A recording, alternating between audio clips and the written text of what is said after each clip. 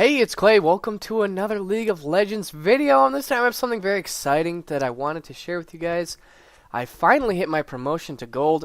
Now I'm in Italy Sorcerers Division 5. I took a little screenshot of my game last night. It was very thrilling.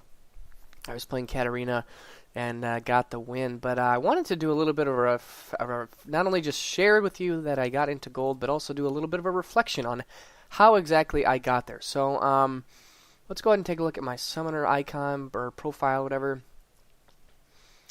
So, I had 274 wins over the course of Season 3. I want to say, so I started playing League, I think the first time I played it was about a year ago, at about this time in the fall. But then I took a break, and I didn't really start actually playing. I enjoyed it, but I didn't really think it was great. I think I played Urgot with a friend. But then I actually... I think I started playing more consistently in January, around the time when Season 3 started. Was just about the time when I picked up the game, kind of right when Season 3 started, I started playing as well. And I ran straight to level 30.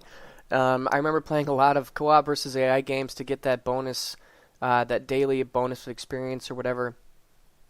Ran straight to level 30 and just learned as much about the game as I possibly could. I watched just about every champion spotlight I could find.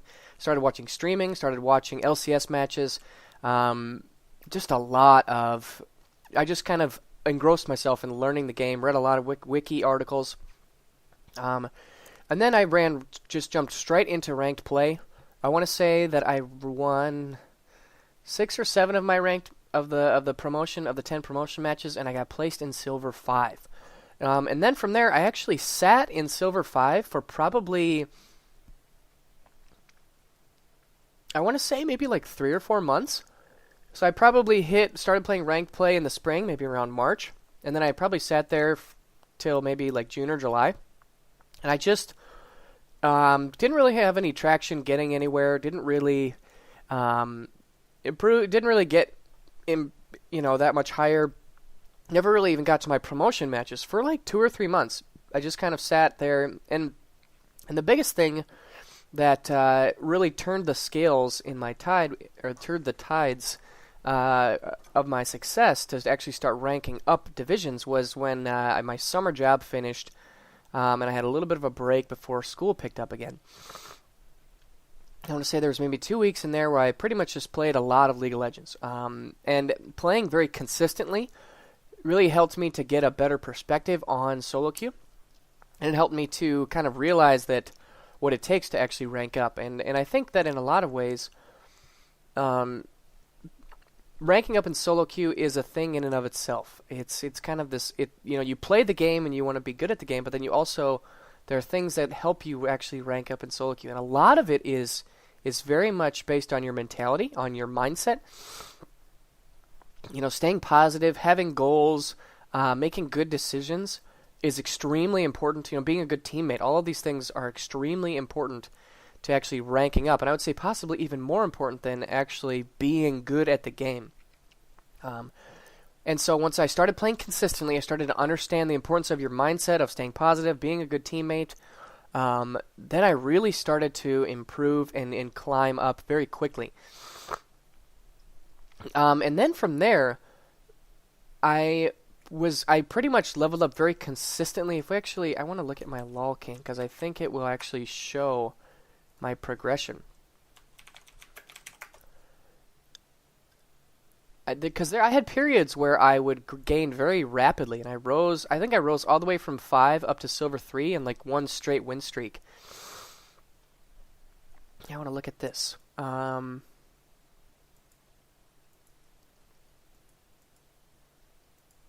I want to see more of this. I want this to go back further. This only goes back a month. Okay, well, I don't think that's going to give me what I want. Maybe I can use this more in the future. But anyway, so once I started playing a little more consistently, getting an understanding of my mindset, then I really started to improve. And a lot of the other tips that I've given other tips videos, you can check those out. But I really think that those were the things that helped. Playing consistently, not just a consistent number of games, but playing consistent champions, finding champions you're very comfortable with, My playstyle in general, if you look at a lot of my favorite champions, tends to be champions that are very good at poking. Poke champions are some of my favorite. You kind of poke from far away, and then you go all in once you whittle them down. With the exception of Evelyn, she's my primary jungler, and Tryndamere aren't really poke champions, but the rest are very strong poke champions. So that's kind of really the role that I settled into to have the most success with. And I think a lot of people will tell you to play carries, and I kind of disagree with that. Like highly mobile carries like the Aries and the Cassidins, Fizz, those type of champions. I'm not saying that those can't have a lot of success, and that is a very effective playstyle, but you have to find what works for you. I think that there are a lot of very strong and viable playstyles that can work. You just have to understand your strengths and weaknesses, what you like to do, and stick with that. And then another thing that this kind of reinforces another point is that over the last month, it has been quite a roller coaster, especially as the season 3 rewards were announced. Specifically, that those let's actually take a look. Like there's a skin, there's a. Okay, so let's check this out. So for silver, which I already had, you get the profile banner, you get Victorious Ward skin, and then if you get gold, you get a badge, and you get the Ward skin and a Victorious Elise skin. And I really wanted to get the Elise skin. I was kind of, and it was a little bit of like, not that I really even play Elise or love Elise, but like, it's just like this goal I had in my mind. I really want to reach bronze, I want to reach gold, and I want to get the skin. And that had a very interesting impact on my mentality. It made me press. It made me play games and make decisions that I probably wouldn't have otherwise. And that was actually very negative for me sometimes because I would go on these massive losing streaks. Like I remember I had two losing streaks in the recent future so I got all the way up to Silver 1 into my promotions for Gold like a month ago, maybe even a month and a half ago. I was about ready to make this exact video because I knew that once I reached Gold, I wanted to make a video like this.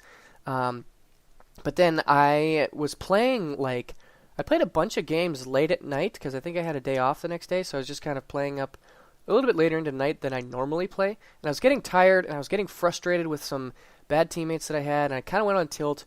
And so I just decided to press through and just keep playing. And that was a really bad decision, and I ended up falling over the course of that day and the next day. All the way from my promotions into Gold, I lost 3 matches in a row and went all the way down to Silver 3. I just lost game after game after game, went on tilt, started playing champions that I really wasn't even... Like, during that losing streak, I think I played a bunch of Singed, 1-7, Mundo 1-6. I think I even played some Rise, although I've won a couple, but I was 0-5 on Rise for a little bit.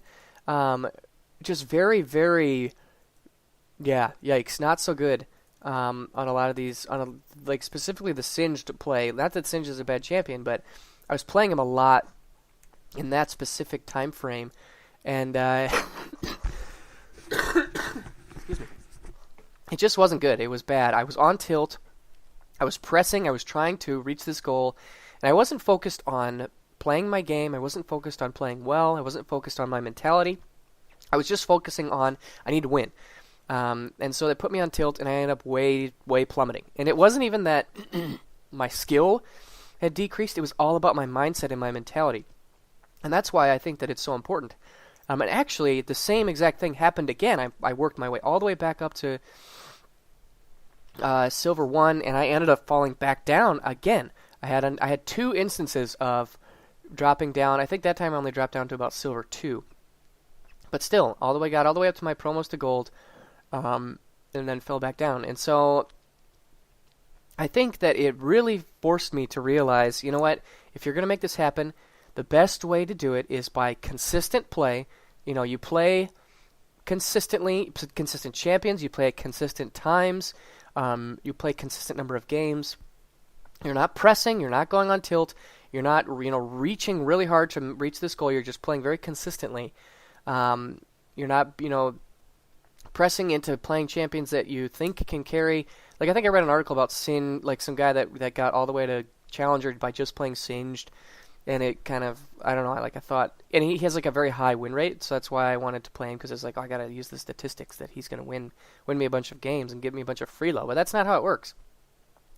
You know, you've got to play consistently, and so when I got out of those periods of tilt, I've done every time I've climbed, I would say that it has been a fairly slow climb, a very slow and consistent climb. So I'll win maybe like 6 or 7 games out of 10. Sure, there have been periods where I've won. I think I can remember one stretch where I won like 10 in a row, or maybe like 10 out of 12, where I just was on fire and I won a bunch of games in a row. Specifically with Evelyn, I've gone on some streaks with her where I've won like 3, 4, 5, 6 games in a row as Jungle Eve. But I really think that, but that gets offset by those huge losing streaks that I had as well. So I really think that the best way to do this is to play consistently. And so, you just kind of have to be willing to ride the roller coaster. Solo queue is a roller coaster. You are going to have games that you absolutely cannot win, no matter how well you play. It's just a fact. I'm gonna, if you guys think it's a hidden secret or something that you're the only person who gets trolls and flamers, I get them too. Every single person. I mean, look at my Ezreal. He's my best champion, and I've lost 47. My winning percentage is actually lower with him. And I think part of that is because I played him a lot early on before I really kind of got into the groove, and so a lot of those losses are from early on when I was still learning. But anyways, I get trolls and flamers too. I have games that are absolutely unwinnable. I see forum posts and questions in my comment section about how do you win a game when you're top and mid or feeding and you're an AD carry. Well, the flat answer is sometimes you can't. Sometimes you just can't win those games. But on the flip side, I would say an equal number of times you get carried. I can think of one game in particular. I was playing Cho'Gath top, and it was in my promo to Silver 1 one of those times. I started off the game 0-4. I had a 30 CS deficit to Darius. He was destroying me. But my team they were doing really good, and they didn't flame me, and then my team carried me. I remember specifically we had a Karthus mid who's doing really, really well, and he, instead of just flaming at me, he told me to just buy a bunch of armor and magic resist, be a huge tank, try to get the knock up on, I think there was one assassin who was jumping on him, so he told me to try to make sure I get my rupture on that assassin when he jumps on him. And it worked. Like, our late game was really good. We had great team fighting, and we ended up winning that game. And I basically got carried. And that will happen just as often as you have, games that you cannot carry. Those things happen just as often. It may not feel like it because there is like a psychological thing where you remember, strongly negative experiences much more than you remember positive experiences. Just because they're much more impressionable in your mindset. And so, it's just, I want you guys to realize that, if you play enough games, I don't remember exactly how, we need to get back to my overall, okay, I won 274 games. That's a fair number of games. It's not like I just hopped in solo queue and I just started playing League of Legends and I shot up to gold overnight. It took me the entire of Season 3 to move from Silver 5 to Gold 5. And that may not seem like a lot, but I'm proud of that. I'm happy with that. And not to say that it, gold is whatever. It's not even a big deal. I don't even necessarily even think that your rank is a clear indication of your skill, because there's a lot of like discrepancies there, and solo queue in and of itself is a thing that you have to play as much as you play the game. You have to play the solo queue. You have to learn how to navigate the roller coaster that is solo queue, the ups and the downs. But it can be done, and if you focus on improving as a player, if you focus, because no matter how your teammates do, you're not going to have those guys next game, but you're going to have yourself next game. And if you're focusing on improving as an individual player, you will get better and you will win more games. It's just a fact. And so, I guess, I think in conclusion, as I move, especially as I'm getting ready for Season 4, the rank queues are going to shut down, I think, in about 2 weeks here. I think that if I was anything that I would really focus on, it's the mentality, the mindset. Because if I look back on those times when I went on total tilt and ended up dropping like 2 divisions, and if you feel like you just can't get out of bronze, that feeling is what's preventing you from getting out of bronze. If you focus on improving as an individual, if you focus on keeping a positive mentality, being a good teammate, never flaming, never raging, always trying to be a team leader, make good shot calls, make good decisions, I guarantee you will rank up. I guarantee it. Because the system, it has its flaws, but it works. It flat out works. If you're a good player, you will rank up. There's no doubt in my mind. Elo hell, in my opinion, does not exist. It just doesn't exist. Statistically, it doesn't make sense statistically. You have the same statistical chance of getting a flamer, rager, troller on your team as you do on their team. It's up to you to determine your own fate, for the most part. So anyways, and if you look at this, my overall win rate, I wish it would have just reset to my overall. Here we go. My overall win rate is 53%. That's not really that amazing. I think, some of the really hot top players maybe get 60 or 65% win rate. That still means that if even the best players in the world are losing, 30 to 40% of their games, that's 6 out of 10 that they win, 4 out of 10 that they lose. I mean, if that should just tell you a lot right there. That it's a slow and steady, methodical climb that's going to help you to improve the most. But yeah, I was pretty excited to hit gold just because it was a goal that I had set in my mind, something that I had wanted to do, and yeah, I had fun with it. I'm glad. Oh, is this even me? These aren't my champions? I'm confused. Why don't we go to the store and then back to my profile? I want to see. Okay, so let's talk a little bit about the champions that I played too, just kind of for fun. So I played a lot of Ezreal, and I actually feel like I had a lot of success with him. My overall KDA was 7 to 4 to 8, so 7 kills to 4 deaths. I was pretty happy with that. I actually had 1 penta, 1 quad. I remember the penta. I think I posted a video on it. And so, yeah, I had a lot of pretty good games with him. The blue build was really coming in right into fruition when I kind of picked up Ezreal big time. So a lot of these games are blue build games. Yeah, I really like Ezreal. He'll always be my favorite champion. There's no doubt in my mind about that. Caitlyn, I played a lot of Caitlyn over the last month. There was a time where she was kind of down here, but she's really risen up to my second favorite over the last month. Because I feel like Caitlyn is the strongest AD carry early, and I feel like overall playing champions that have a strong early game is very important because many solo queue games are decided by the 25 to 35 minute mark. And if you think about a champion like Ryze or Tristana, once they hit that 30-minute mark, then they start to become very powerful. But if the game's already decided at that point, it doesn't even matter how well you're doing or how strong you can carry because your teammates have likely gone on tilt and they're flaming each other in chat and the game's just over. So instead, if you look at some of these champions, a lot of them have very strong early games. Caitlyn, Kennen, Zed, Pantheon, Kayle. A lot of these champions that in here, Ezreal, have very strong early games. It's hard to deny them a farm. And so, yeah, that's especially why I like Caitlyn. She's an auto attack based champion, and if you learn to kite very effectively, I guarantee you'll win a lot of games because her range is fantastic, and she's got everything. She's got an escape. She's got a good wave clear. She's just a very solid champion overall, in my opinion. And if you're specifically wondering if you play AD carry, you want to get out of bronze, play Caitlyn. Learn how to CS really, really well, and I guarantee you'll get out of bronze because she's just a very strong champ. Probably one of the strongest AD carries, I would say. Kennen, he is one of my favorite top laners. I play him a lot because he's ranged and he's got a very, very good escape.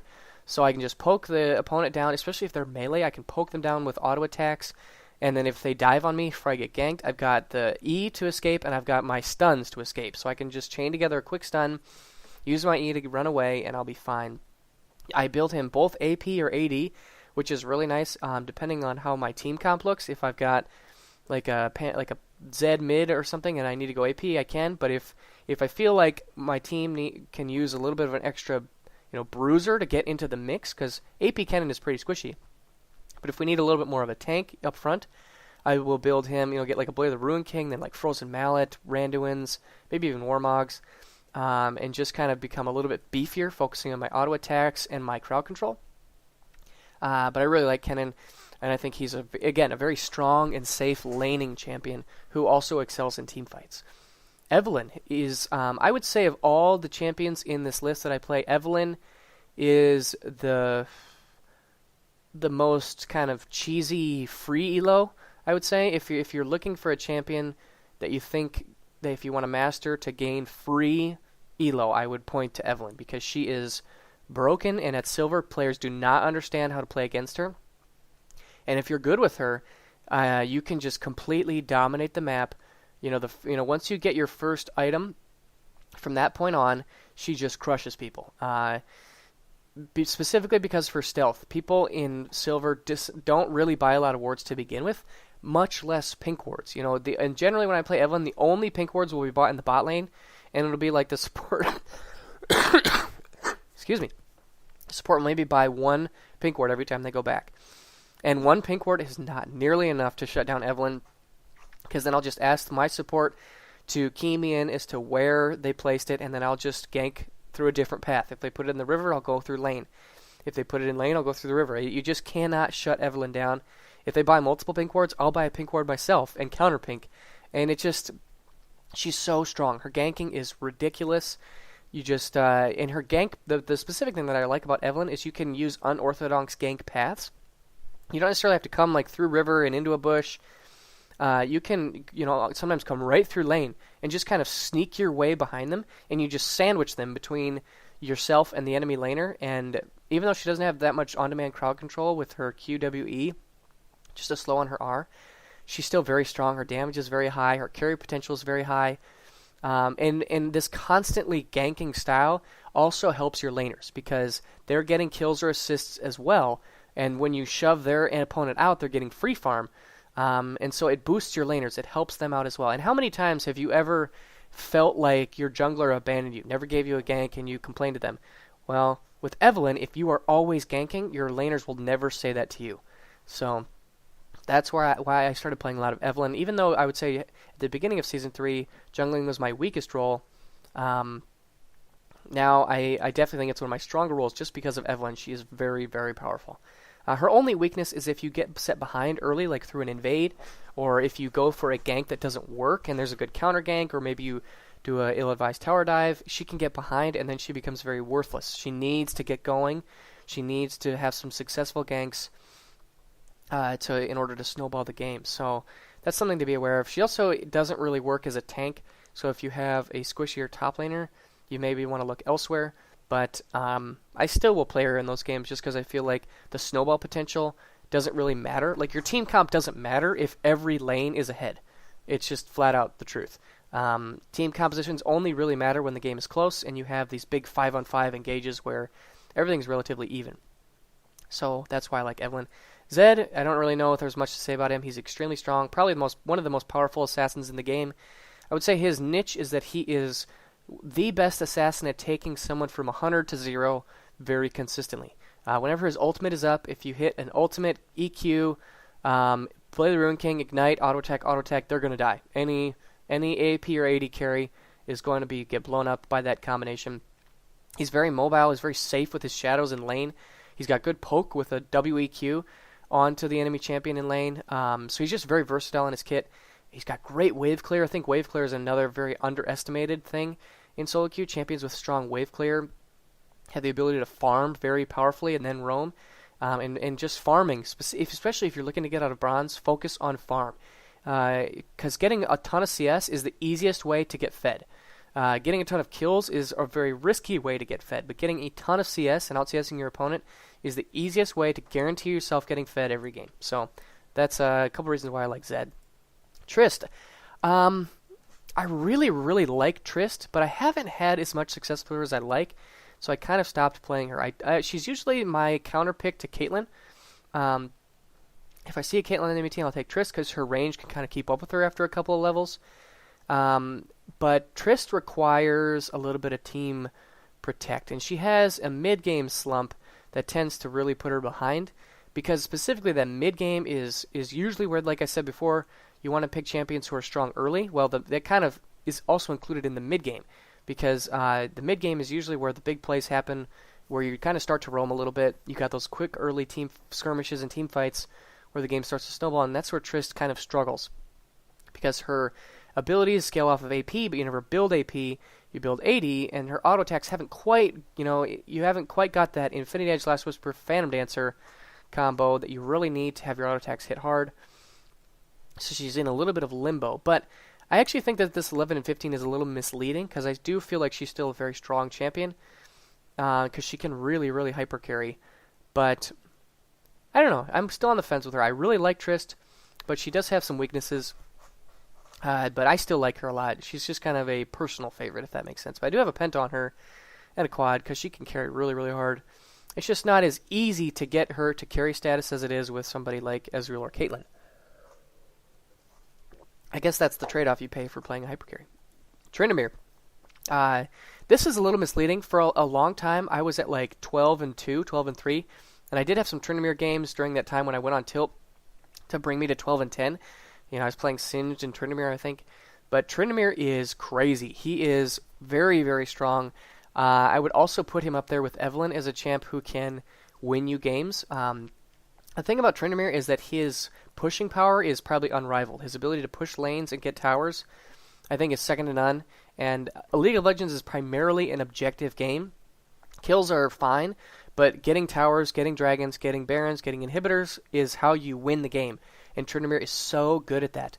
It's hard to keep him down, because even if you deny him during the early laning, he does have some rough matchups. Even if you get his tower, he can still farm like a madman, split push all day. And the nice thing about split pushing is that it gives you a ton of farm, gives you a ton of items. And Tryndamere is very, very scary. If you get, a Static Shiv, Infinity Edge, Blade of the Ruin King, he is crazy powerful. Nobody can duel with him. His ultimate's game-breaking. His E, specifically, gives him a ton of mobility, which is really nice. And then the big thing about him is the crit that he gets. He gets from his Fury, when he gets that passive crit, is so nice. Crit is massive. And you get, when you get those 3 items I mentioned, you're sitting on like an 80 or 90% crit chance. So you're just destroying people with your auto attacks. Very, very strong champ. Does have some weaker matchups, but I really like Tryndamere, and I think he's very powerful. Pantheon, look at that, 13 and 6 on Pantheon. He's kind of my hidden secret. Nobody really talks about him. I think a lot of people think he's fairly weak, and that he gets outclassed by a lot of other AD assassins, aka Zed. But I actually play Pantheon like a bruiser. I like to play him in the top lane, and he is very strong. The only top laner I think I would be afraid of going up against would be Elise. But almost every other top laner, he is incredibly powerful. I always buy a tier on Pantheon, and then I go into a little bit of damage, and then I go tanky.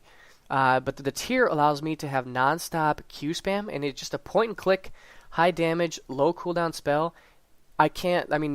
Almost all laners cannot deal with that, just because he will poke you down, spear after spear every 3.6 seconds, 4-second cooldown with some cooldown reduction, 3.6 seconds, and it's unlimited because I have a bunch of mana.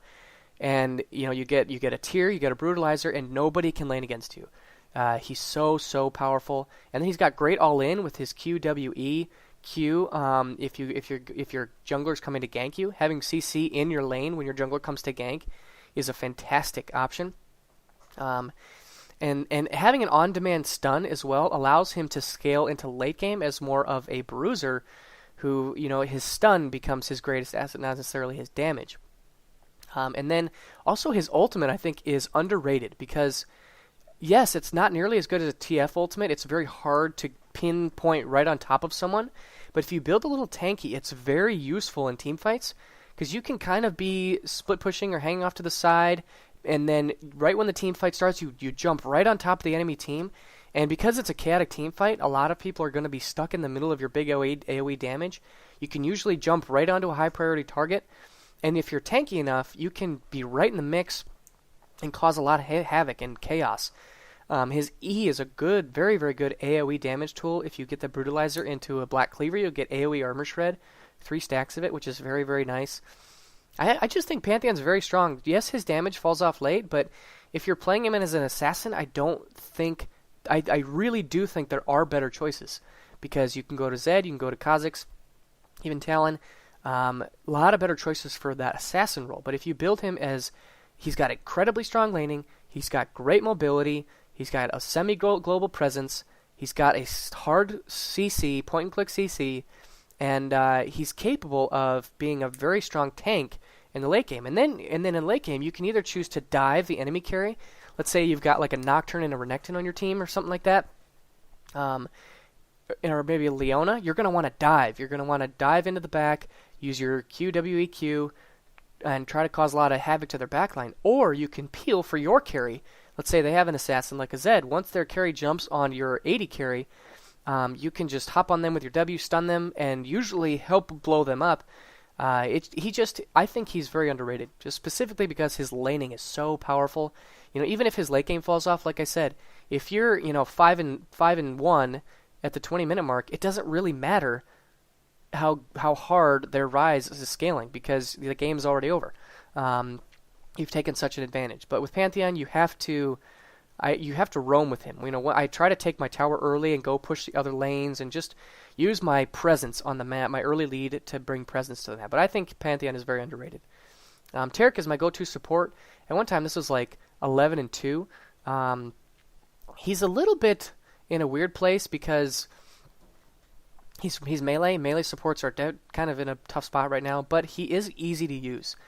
He's got a heal, which is really, really nice. I think a lot of lower level bot lanes just kind of poke each other and they don't really understand how to trade very well, so having a heal allows your AD carry to have a little bit of grace if they aren't doing so well.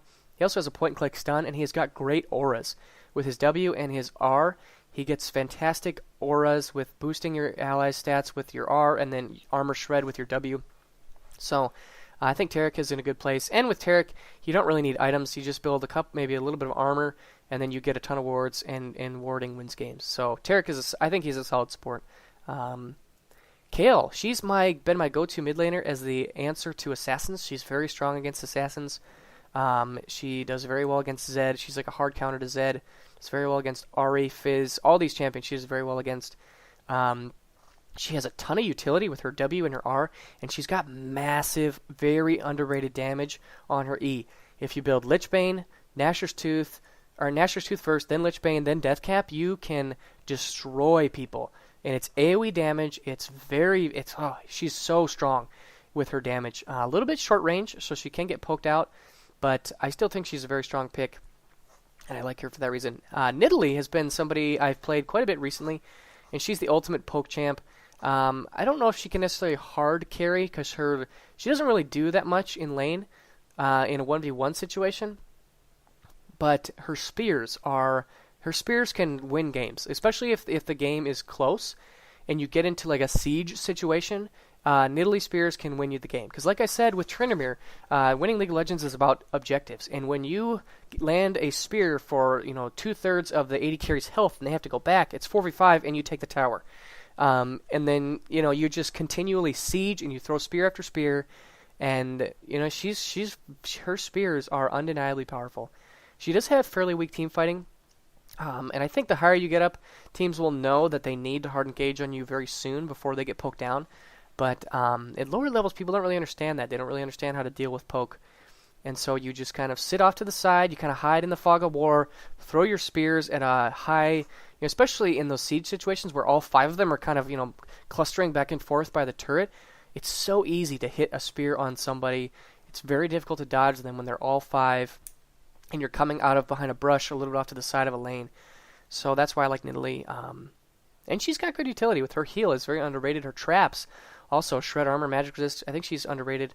She got great mobility with her Cougar form as well. Good farming. So overall, I think she's pretty strong, and I'll probably continue to play her a lot in mid lane. Jace, I actually haven't touched him in probably 3 months. These first 16 games were probably within the first month I played ranked. Because he was very strong at that point, but he's been nerfed a lot, so not anymore. TF, also, he's received some nerfs. Akali, she was one of my favorite champions when I was going levels 1 through 30, but then she got a nerf, and she's a little bit unplayable. Singed, I already talked about. Mundo, he's somebody that I think that there's a lot of... I think that he has potential. I think his strongest role is to go top lane and to go very heavy magic penetration. You get Haunting Guys, you get Sork Shoes, then you can get your Spirit Visage, your Warmogs, your Randuins, and then eventually you want to get that Leandries, and you become a beast. Your Cleavers are nearly doing true damage with all the magic pen you have, and they're doing 27% of current HP, and your W is doing a consistent burn.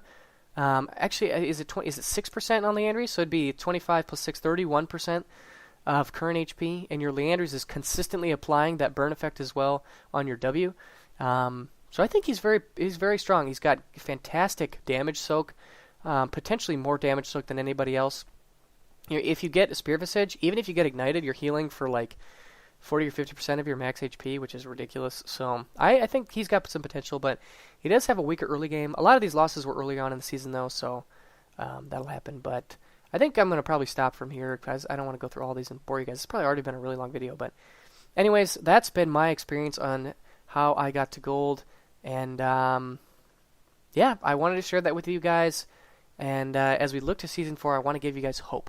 Set a goal, play consistently, have a good mindset, and you can reach that goal. So I hope you guys enjoyed this video. Let me know down in the comment section below, and I'll see you again soon. Bye.